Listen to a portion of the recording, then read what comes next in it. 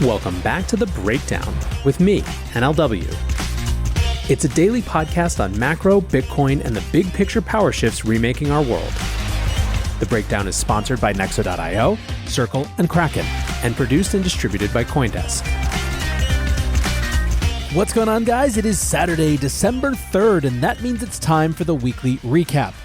One note before we dive into that, there are two ways to listen to the Breakdown podcast. You can hear us on the CoinDesk Podcast Network feed, which comes out every afternoon, and it features other great CoinDesk shows, or you can listen on the Breakdown Only feed, which comes out a few hours later. Wherever you are listening, I would so appreciate it if you would take the time to leave a rating or a review. It makes a huge difference, and I really appreciate each and every one of them.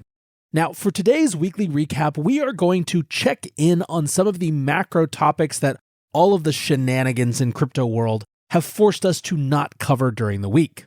And where I'd like to start is with Jerome Powell's remarks on Wednesday, which were the second most anticipated comments of the day after Sam's New York Times conversation. So Federal Reserve Chair Jerome Powell spoke at the Brookings Institution on Wednesday, ostensibly to discuss the labor market, but also to clarify the path forward for Fed policy. Some commentators were of the opinion that the Fed chair would use the speaking engagement to talk markets down. This is something that we've been talking about all year, this microcycle where markets start to get ahead of themselves, the Fed deploys a bunch of speakers to say, hey, chill out, sometimes using Powell himself, and then, yes, markets chill out.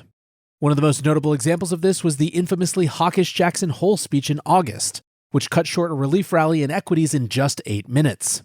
What we got instead from Powell was much more moderate, largely seen as firming up the likelihood of a smaller 50 basis point rate hike at the December FOMC meeting.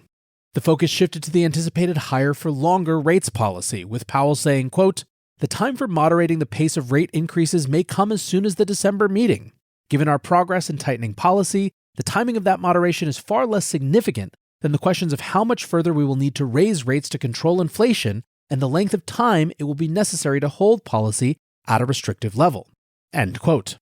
Now, despite appearing to give his blessing to slowing rate hikes, Powell also expressed the need for more data before declaring victory in the fight against inflation.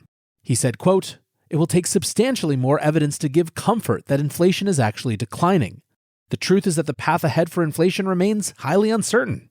In response to a question from a JP Morgan economist about whether he would take a shock and awe approach to rate hikes, Powell said, quote, "I think we are in a position where the right thing to do is move really quickly as we have, and now slow down and get to that place where we think we need to be. And by the way, there's high uncertainty around that."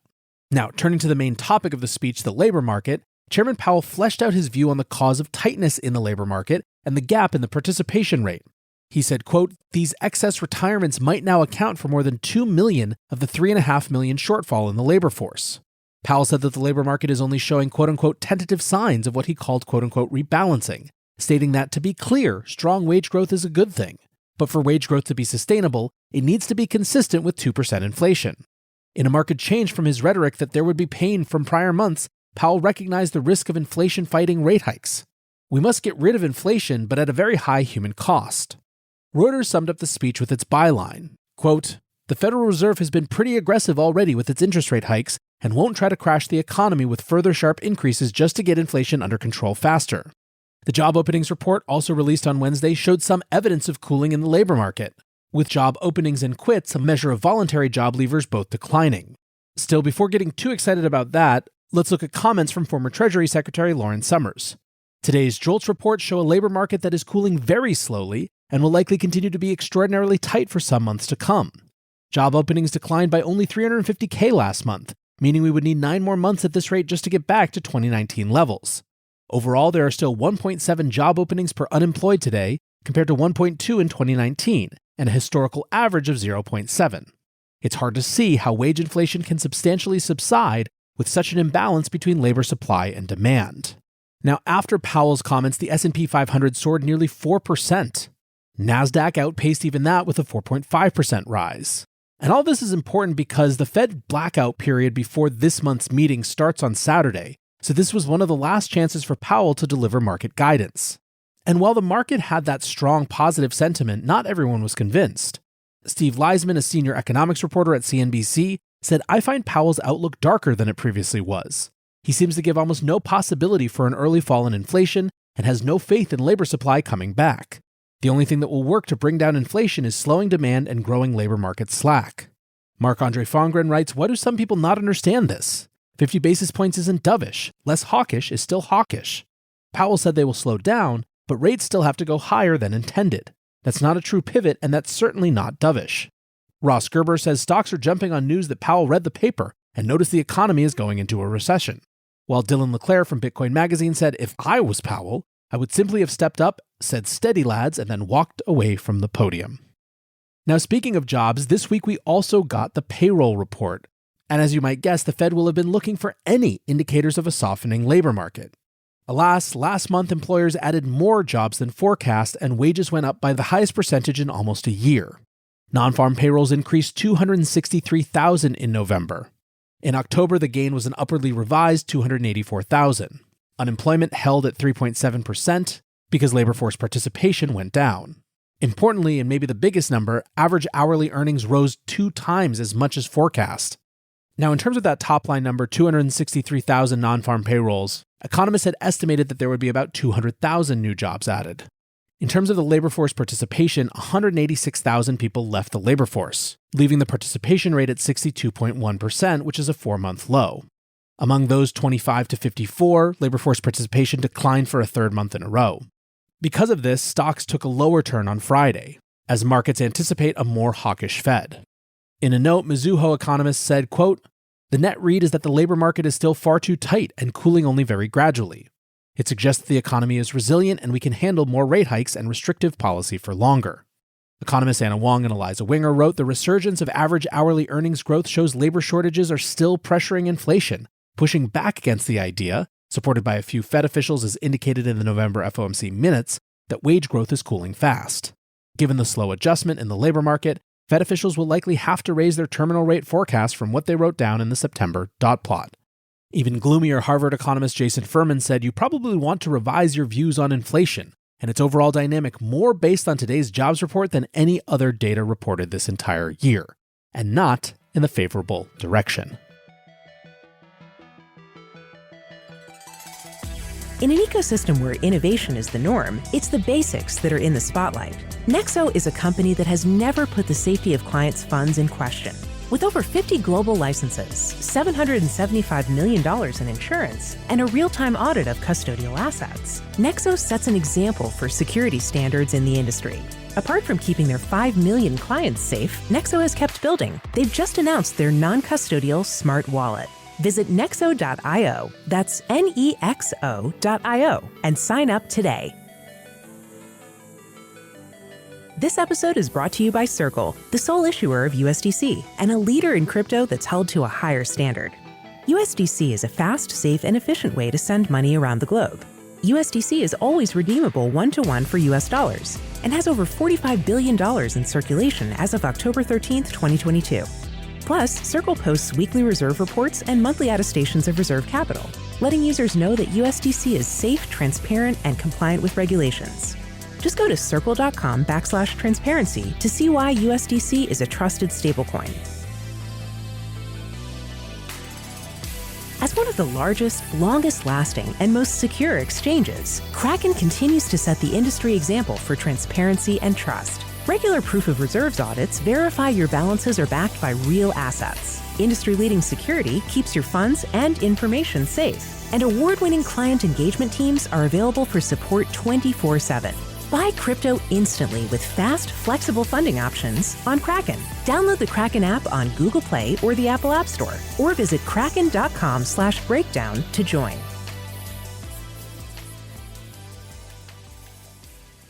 Now, some are noticing that there are also weaknesses in this jobs data. In the household survey, employment is actually down 138,000 jobs.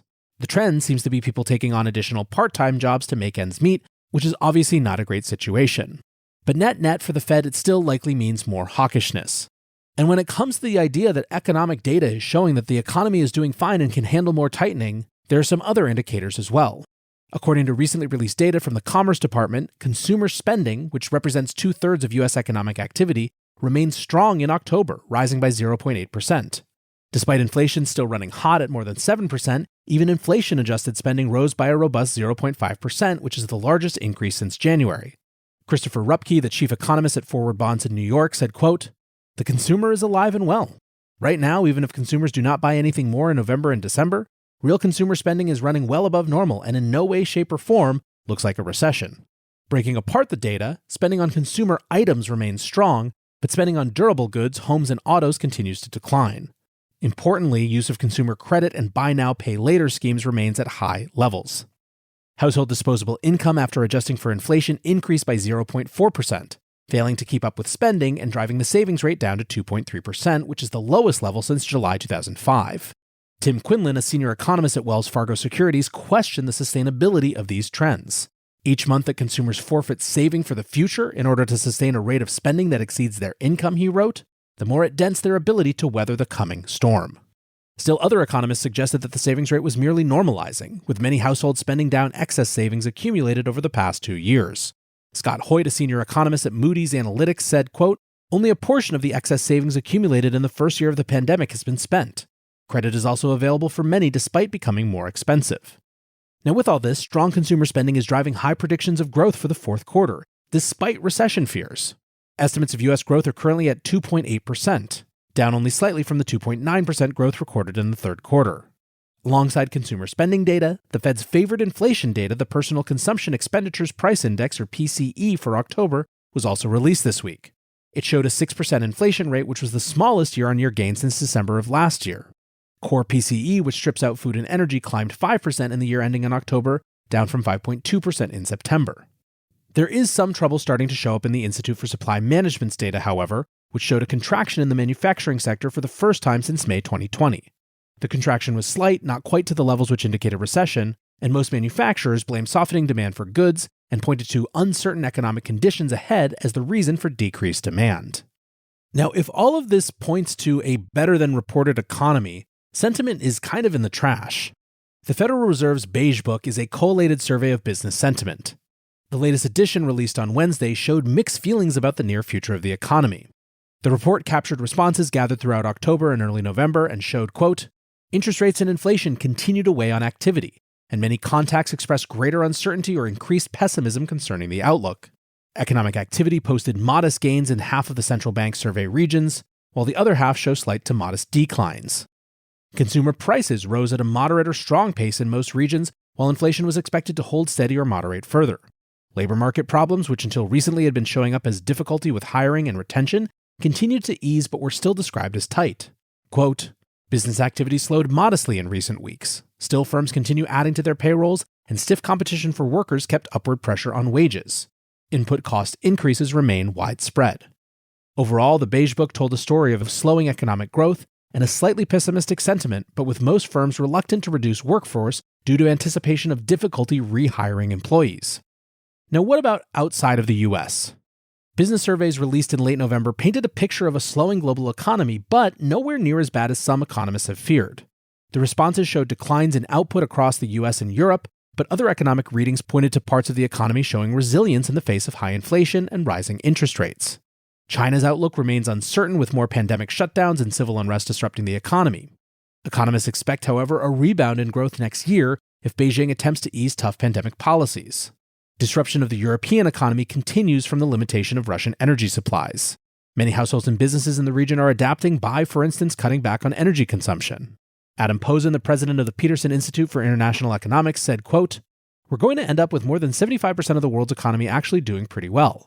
The US and European Union are likely to have relatively short, not terrible recessions and return to growth possibly by as early as the fourth quarter of 2023. David Malpass, the head of the World Bank, raised concerns about the developing world facing increasing economic risk as policies adopted by advanced economies to address inflation and economic slowdown could leave insufficient capital for poorer nations. By way of a little preview, we're reading part of Alex Gladstein's new paper on the World Bank and the IMF tomorrow for Long Read Sunday. The S&P Global's composite indices of growth showed contraction in both the US and Europe. The US data is showing one of the quickest contractions since 2009 in November, while Eurozone data shows the contraction beginning to ease but not yet back in expansion. Projections for US GDP next year are falling but not disastrous. The Organization for Economic Cooperation and Development projects US economic output will grow at an annual rate of 0.5% next year, down from an estimated 1.8% in 2022. Economists surveyed by the Wall Street Journal think U.S. gross domestic product will grow at an annual rate of 0.4% in 2023 and see a rising chance of a recession in the next year. All in all, as you can tell, it's a weird time. We're getting mixed signals, mixed messages, markets don't know how to feel, and I think that we're going to be sloshing around this weird bottom for quite some time to come. One sector that is definitely feeling the impact of higher interest rates is real estate. Home prices slid in September for the third straight month as the Case-Shiller index ticked down by 1%. Craig Lazara, the managing director at S&P Dow Jones Indices, said in a statement, quote, "As the Federal Reserve continues to move interest rates higher, mortgage financing continues to be more expensive and housing becomes less affordable. Given the continuing prospects for a challenging macroeconomic environment, home prices may well continue to weaken." So there you have it, guys. That is the macro outlook from here. Like I said, slightly confused, hard to wrap your head around. Not good, but also maybe not a disaster. I think it speaks to this weird in-between period we're in that I think is particularly acute for those of us in crypto living through all of this madness and contagion. But in any case, I hope that as December starts, you've got things to look forward to this month that have nothing to do with either crypto or the global economy. I know I do, and I'm going to be spending a lot of time holding on to those things as we deal with whatever happens to come next. For now, I want to say thanks again to my sponsors, Nexo.io, Circle, and Kraken, and thanks to you guys for listening. Until tomorrow, be safe and take care of each other. Peace.